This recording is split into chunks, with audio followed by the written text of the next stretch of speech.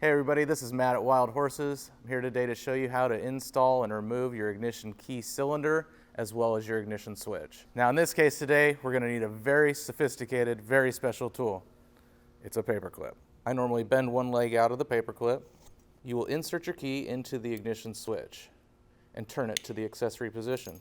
You'll notice down here at the bottom of the key there's a small hole.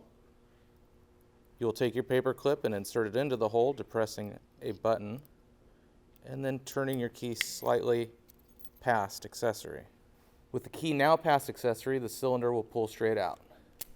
There's really nothing to it. If you're now replacing the ignition switch, it's spring-loaded.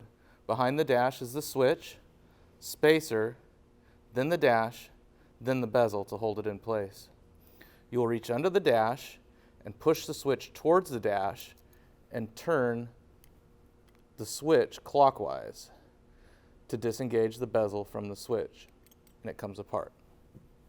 Once apart, you'll see you have the switch, the spacer, and the bezel, as well as the cylinder.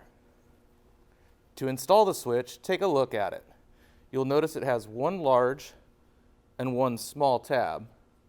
The large and small tabs correspond with the bezel, large and small.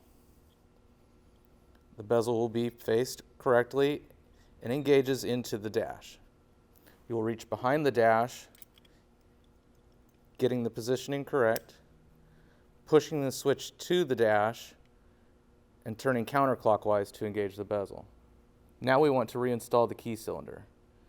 You will turn the key cylinder as if it was in the accessory position, depressing the button with a paper clip, and turning back just past the accessory position again.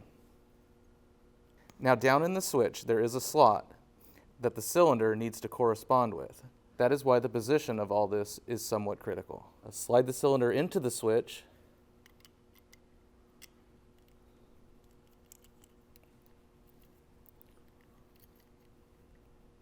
pushing in, sometimes it takes a little wiggle, and turn the key back to the accessory position. Then to off, and remove your key. There you go, it's all in. Now you can test the install. Insert the key, turn it to the on position, then to start.